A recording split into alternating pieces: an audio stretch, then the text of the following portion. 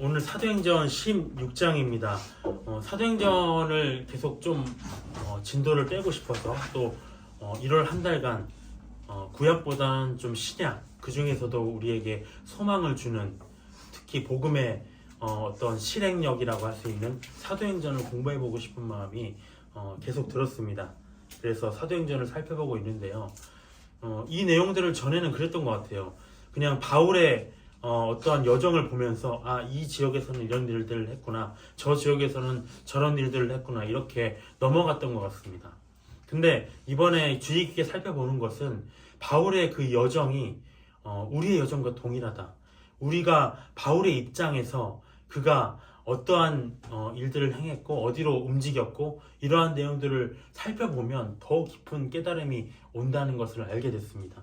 그래서 공부를 하면서 이게 그의 과거의 역사가 아니라 지금 우리가 그 바울이 행하는 전도 여행의 현장 속에 함께 가고 있다라는 생각으로 살펴본다면 더 현실감이 와닿았어요. 그래서 좀 새로운 내용들이 많이 있을 겁니다. 살펴봤으면 좋겠습니다. 1차 전도여행이 이제 끝났었습니다. 그리고 몇 년간 안디옥 교회에 머물렀어요. 사람들은 4년에서 5년 정도라고 얘기를 하고 있는데, 그 후에 바울이 이제 바나바에게 2차 전도여행을 우리가 가자 제안을 합니다. 왜 제안을 했을까? 사도행전 15장 36절에는 우리가 주의 말씀을 전했던, 복음을 최초로 전했던, 개척했던 각 성으로 다시 가서 형제들이 어떠한가 방문하자라고 얘기를 했습니다. 당시에 전화나 인터넷이 없었죠. 자기들이 개척한 교회가 복음 안에서 잘 서가고 있는지, 믿음이 온전해지고 있는지, 아니면 어떠한 회방 속에서, 아니면 잘못된 이단의 길로 빠지고 있는 건 아닌지 걱정이 됐을 겁니다. 또 형제들의 소식도 궁금했겠죠. 잘 살고 있는 건지. 그래서 직접 돌아보고자 하는 마음을 가졌습니다. 성령께서 그 마음을 주셨겠죠. 근데 바울은 이제 마가를 데리고 가는 문제로 바나바와 싸움으로 인해서 서로 갈라졌고, 바울이 누구를 데리고 가냐면 실라를 데리고 2차 전도여행을 가게 됐습니다. 그러면서 이제 전도여행을 출발하는데 어디로 가느냐? 터키 중앙 더베, 루스드라, 이고니온, 비시시아 안디옥이라고 하는 갈라디아, 그 지역을 먼저 돌아봅니다. 왜? 거기에 이 1차 전도여행 때 개척했던 교회들이 있던 곳이었거든요. 그래서 그 지역을 따라서 하나하나 살펴보게 됩니다. 그리고 난 다음에 루스드라, 1차 전도여행에서 안진뱅이를 일으켰던 그 곳에서 형제들에게 칭찬받는 디모데라 하는 사람을 만나서 동역자로서 또 제자로서 함께 2차 전도여행에 동행하기로 이제 마음을 먹었습니다. 그래서 오늘 16장을 통해서는 하나님이 복음 사역을 어떻게 인도하시는지, 그 여정을, 그리고 우리가 복음 사역을 위해서 어떻게 헌신할 수 있을 것인지, 이 내용을 중심으로 살펴보도록 하겠습니다. 1절을 보겠습니다. 16장 1절.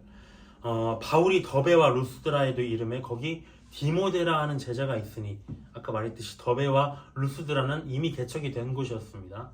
그곳에 디모데라 하는 제자가 있었는데 그 어머니는 믿는 유대 여자요, 아버지는 헬라인이라. 디모데는 루스드라와 이고니온에 있는 형제들에게 칭찬받는 자니, 바울이 그를 데리고 떠나고자 할새 그 지역에 있는 유대인으로 말미암아 그를 데려다가 할례를 행하니, 이는 그 사람들이 그의 아버지는 헬라인인 줄 다 알미러라.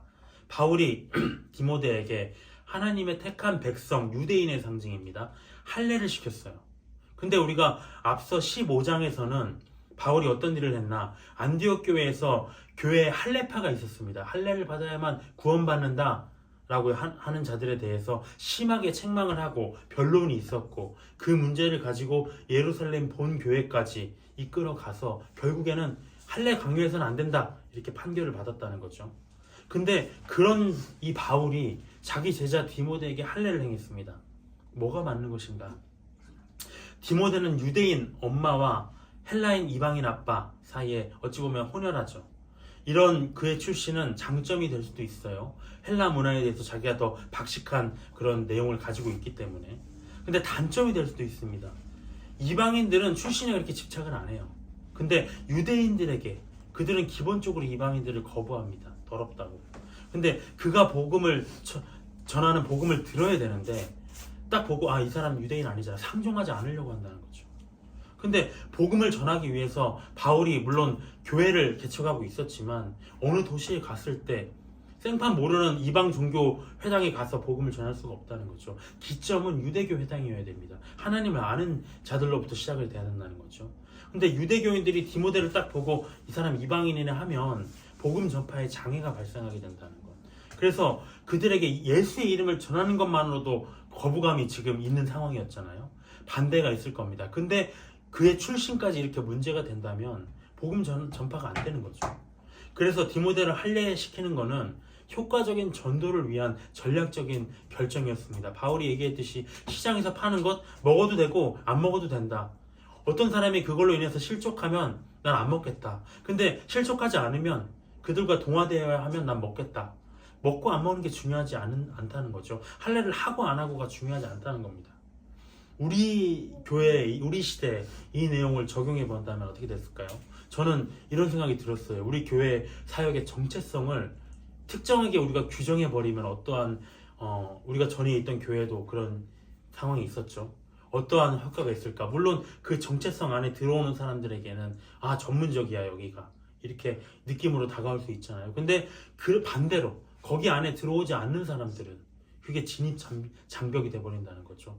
나는 저런 사람이 아닌데 그러면 난 이 교회에 안 맞네. 중요한 것은 복음이 중요한 건데.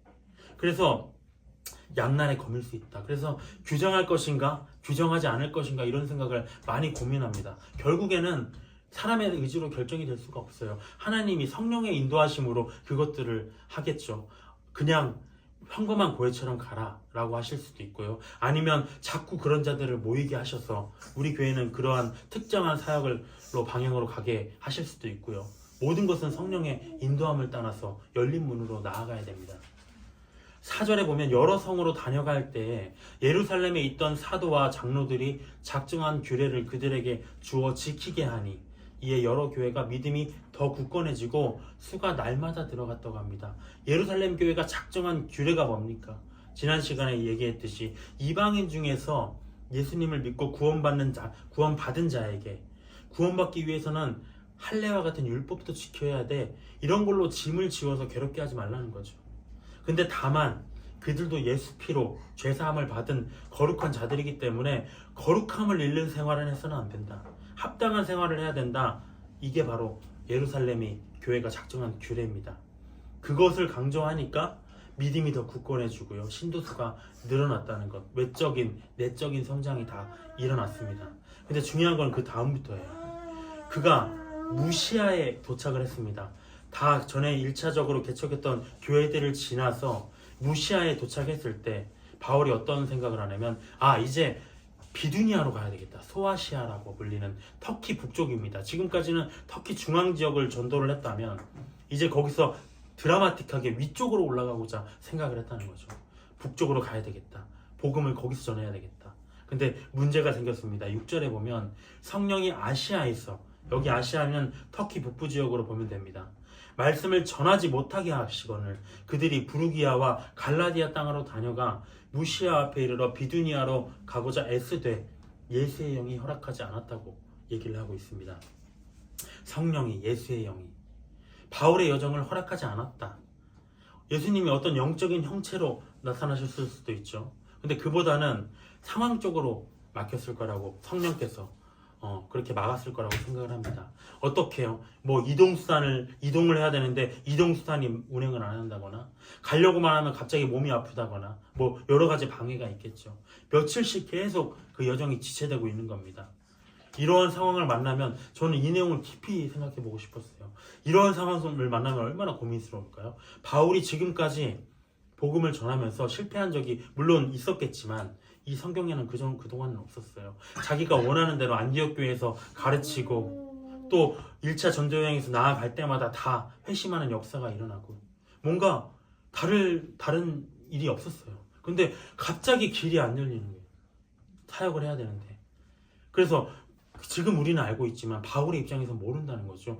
성령께서 다른 계획이 있으신 건가? 내가 멈추고 방향을 바꿔야 되나? 그러면 성령께서 말씀을 하셔야 되는데 그냥 막고 더 이상 얘기를 안 한다는 거죠.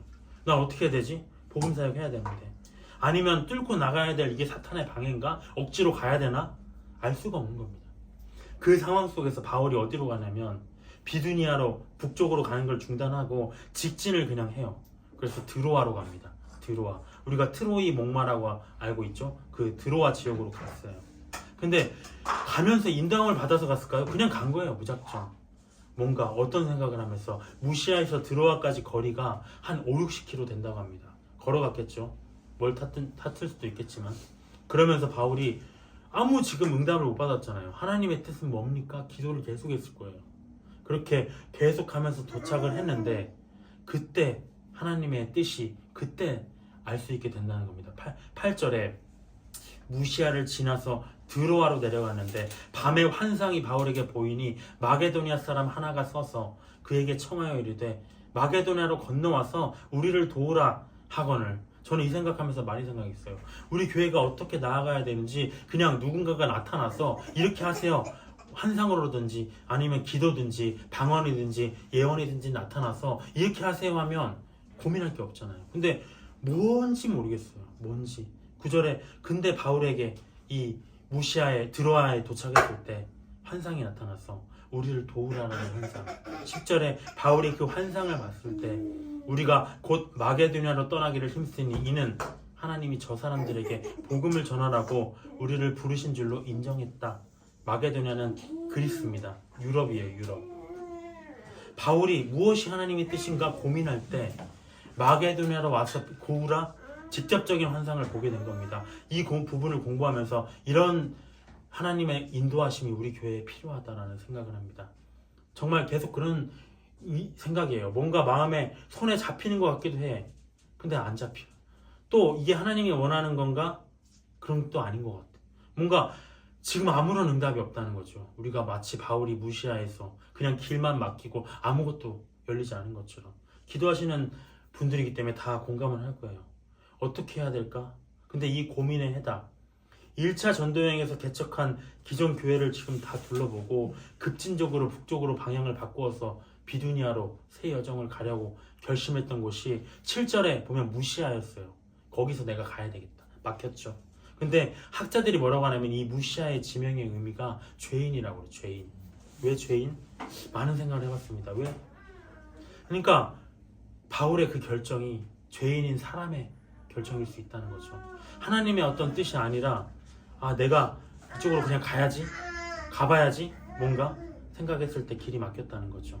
하나님의 일이 아니라.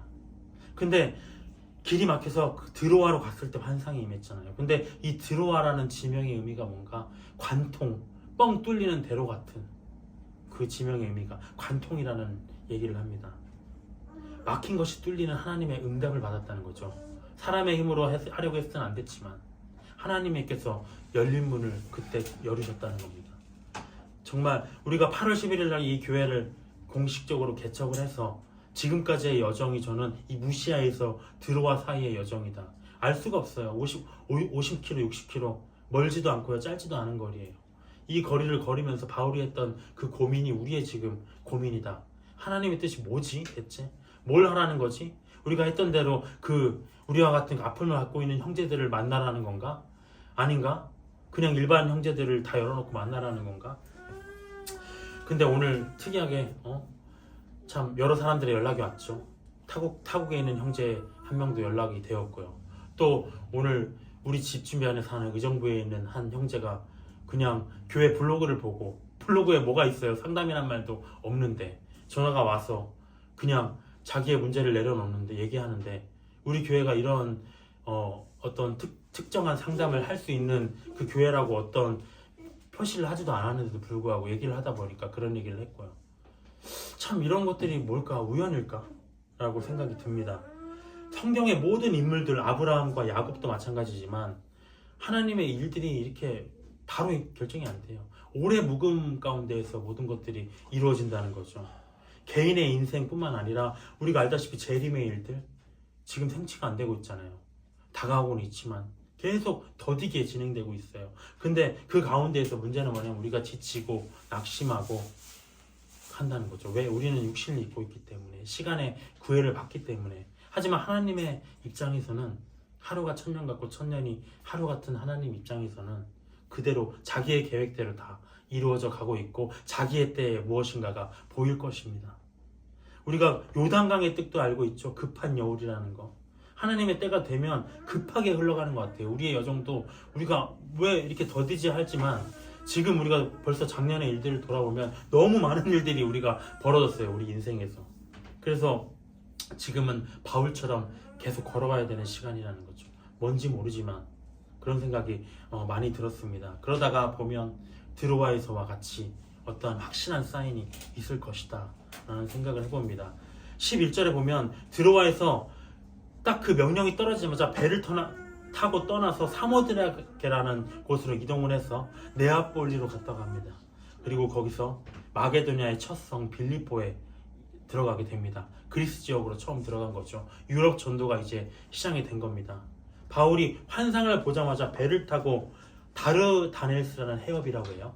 터키와 그리스 사이에 그런 바다라고 합니다. 거기를 건너서 마게도냐 빌립보로 갔어요. 터키 드로아에서 이렇게 갈 때는 마게도냐로 갈 때는 배를 타고 급하게 건넜다고 하는 것. 성경은 중요할 때는 꼭 길을 건너요. 강을 건너. 왜 그런지 모르겠어요. 그래서 저도 사실 강을 다시 건너고 싶어요.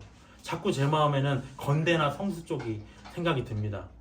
근데 공교롭게도 제가 이번에 인사이동을 할 예정인데 할지 말지 고민 중인데 성수 쪽에 제안이 왔어요. 아주 좋은 제안이 왔어요.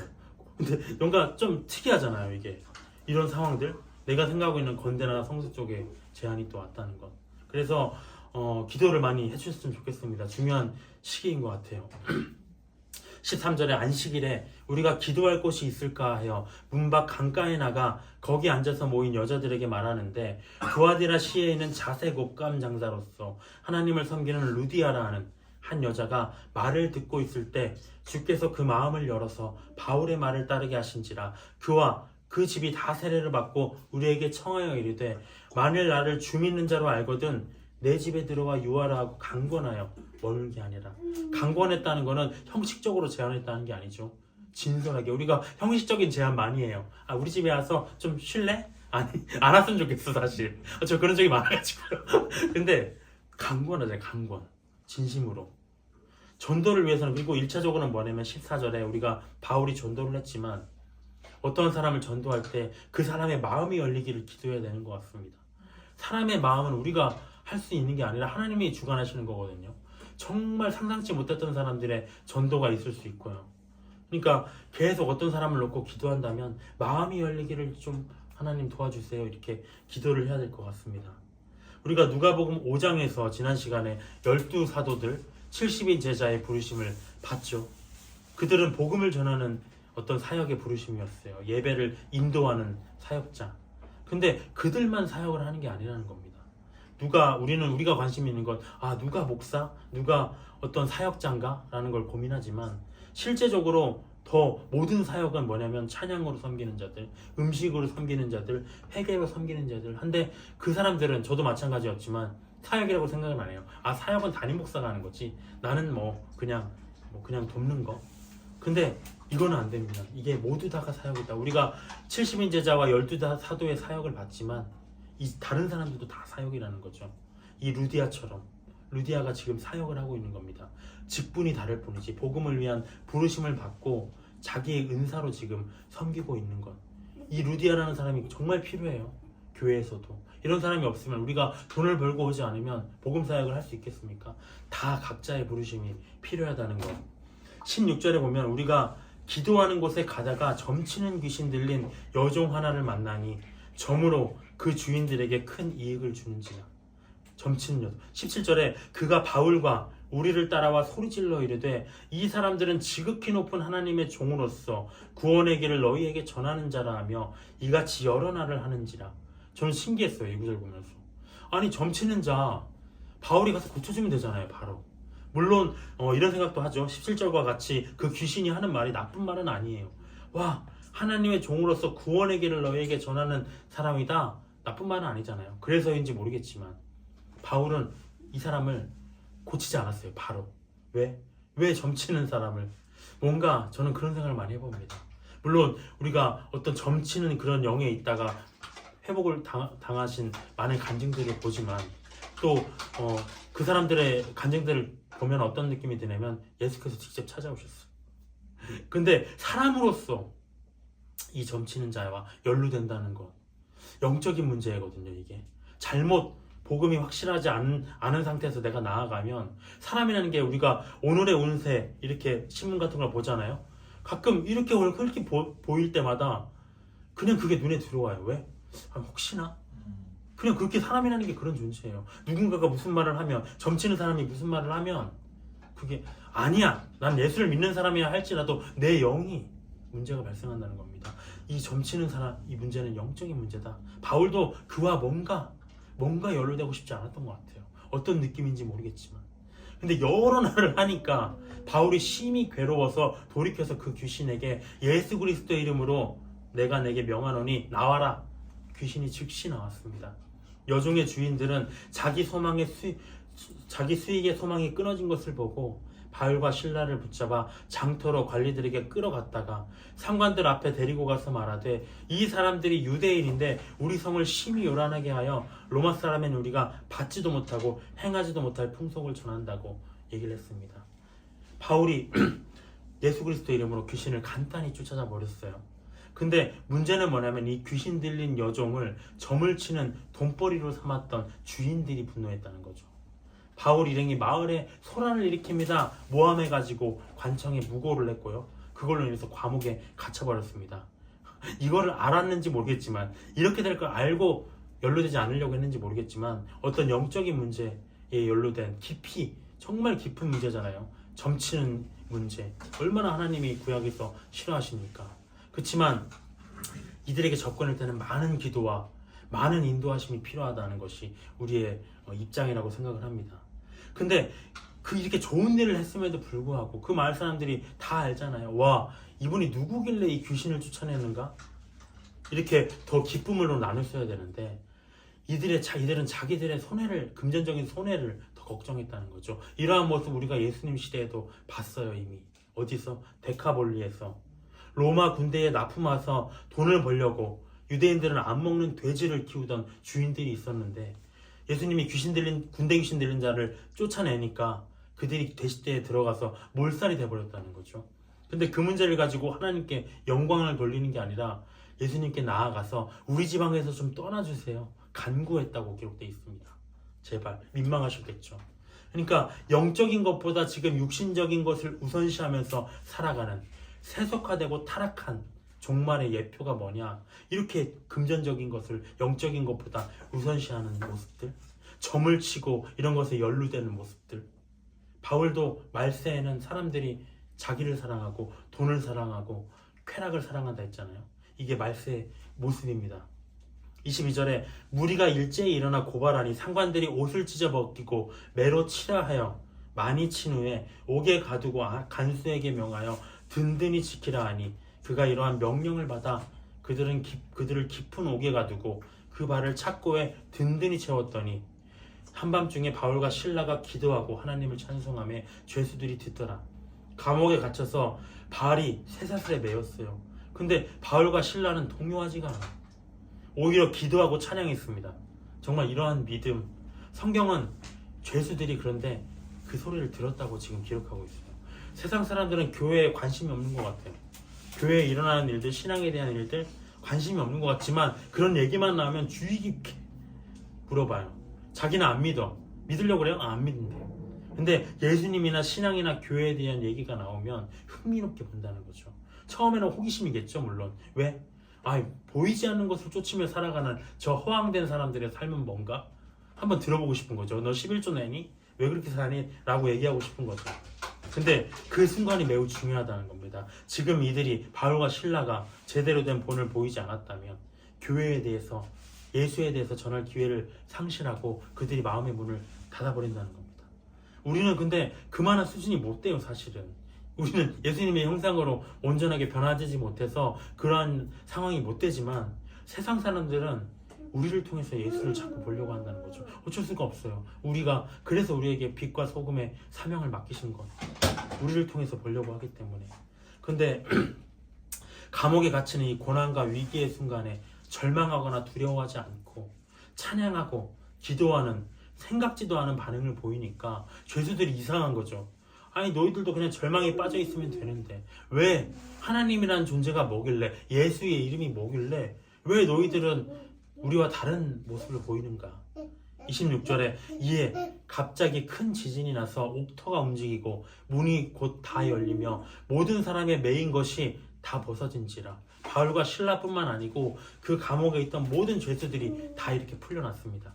간수가 자다가 깨어서 옥문들이 열린 것을 보고 죄수들이 도망한 줄로 생각하고 칼을 빼어 자결하라 하거늘 바울이 크게 소리질러 이르되 네 몸을 상하게 하지 말라. 우리가 다 여기에 있다. 정말 자다가 깨어서 이 모습을 보니까 옥문이 다 열려있는 걸 보니까 다 도망했구나.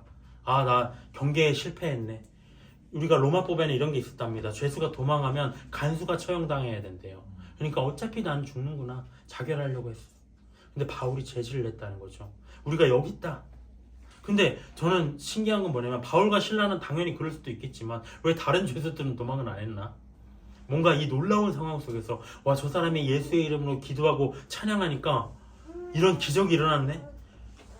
지금 그들에게는 중요한 거는 달아나는 게 중요한 게 아니야. 복음이 궁금해졌다는 거죠. 그들에게서 이런 능력을 보고 포로된 자들의 감옥문과 쇠사슬이 지금 벗겨졌는데 그들은 자유를 향해서 도망칠 수 있었어요. 육신의 자유. 근데 그들이 원한 거는 진정 원한 거는 이제는 육신의 자유가 아니라 죄로부터의 자유, 영적인 자유가 뭐냐, 복음이 뭐냐, 죄사함이 뭐냐, 이게 궁금해졌다는 거죠.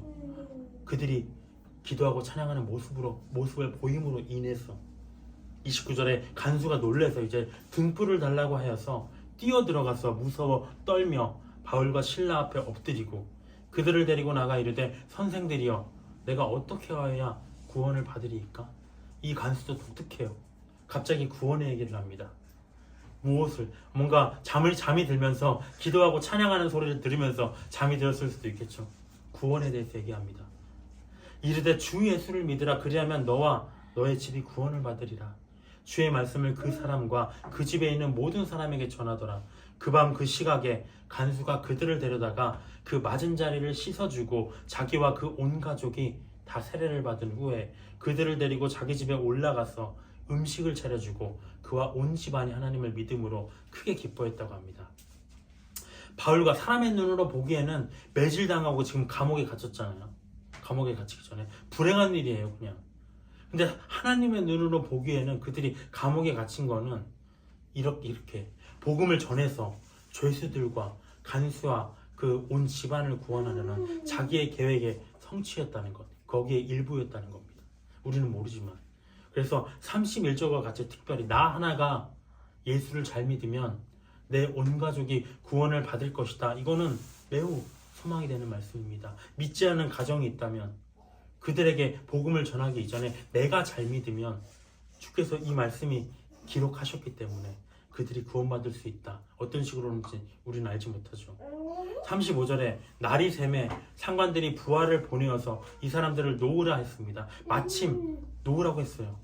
간수가 그 말대로 바울에게 말하되 상관들이 사람을 보내어 너희를 놓으라 하였으니 이제는 나가서 평안히 가세요.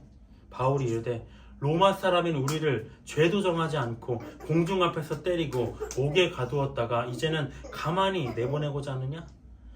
아니라 그들이 친히 와서 우리를 데리고 나가야 하리라. 이제 입장이 바뀌었어요. 부하들이 이 말을 상관들에게 보고하니 그들이 로마 사람이라 하는 말을 듣고 두려워했어. 와서 권하여 데리고 나가 그 성에서 떠나기를 청하니 두 사람이 옥에서 나와 루디아의 집에 들어가서 형제들을 만나보고 위로하고 갔다고 합니다. 무고로 지금 잡혀 들어왔는데 바울과 실라는 감옥 관리들에게 오히려 제발 좀 나가주세요. 간청을 받고 풀려나게 된다는 거죠. 로마 시민권자는 어떤 로마법에 따라서 누구나 처벌받기 전에 재판받을 권리가 있었어요. 근데 지금 이들은 바로 감옥에 가둬버렸잖아요. 또 공개적으로 매질당하지 않을 권리가 있었어요. 인권. 근데 이게 지금 무시된 거잖아요. 근데 이 지금 빌립보 사람들은, 이 지역의 관리들은 로마 사람이 아니에요. 식민지잖아요. 근데 감히 식민지의 그런 사람들이 로마에 물론 지위를 받지만 로마 시민권자를 지금 이렇게 불법적으로 했다? 황제에게 만약에 바울이 문제 삼으면 그들도 처벌받을 수 있다는 거죠. 그래서 이렇게 간청을 받고 풀려나게 됐습니다. 상황이 반전됐죠. 이렇게 옷감 장사 루디아, 감옥 간수를 중심으로 해서 빌립보 교회가 시작이 됐습니다. 사역자로부터 시작된 게 아니에요. 사도들이나 12사도, 70인 제자로부터 시작된 게 아니라 평범한 섬기는 자들로부터 시작이 됐습니다. 근데 나중에 바울의 제자 에바브로 디도가 그 교회의 영적 리더로 이제 같이 그 교회를 이끌어 나가게 되는 거죠. 빌립보서에 보면 우리가 무시아에서 오늘의 내용들 드로아까지 걷던 바울의 모습을 한번 상상해 봤으면 좋겠어요.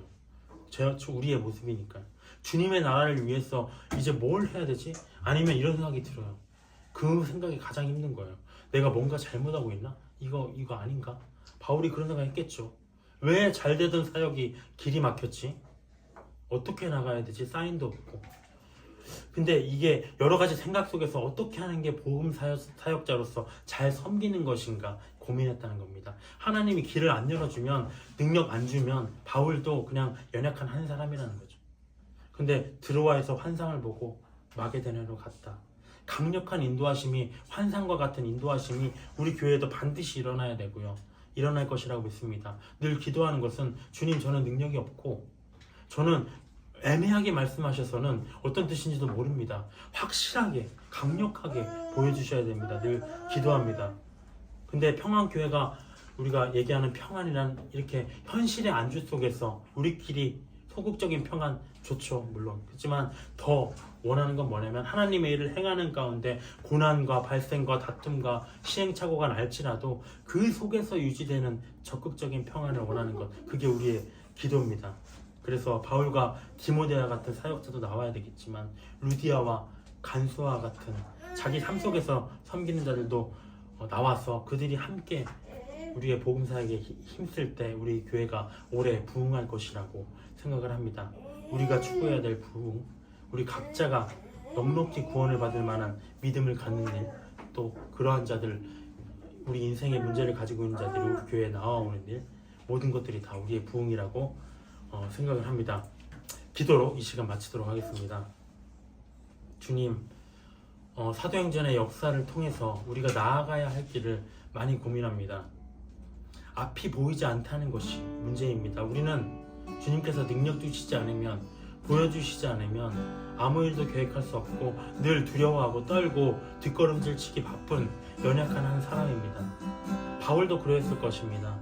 우리에게 필요한 것은 드로아에서와 같은 환상입니다. 강력한 인도하심입니다. 주님 도와주시옵소서. 우리 교회가 나아가야 할 방향, 또 우리 교회에 속한 각자들이 나아가야 할 방향, 각자가 어떻게 살아가야 될지, 어떻게 신앙생활을 해야 될지 강력한 인도하심이 우리에게 필요합니다. 절실합니다. 성령의 능력이, 성령의 인도하심이, 주 예수의 영이 우리 교회에 가득히 함께하는 2025년이 되기를 주 앞에 기도드리며 예수의 이름으로 기도드렸습니다. 아멘.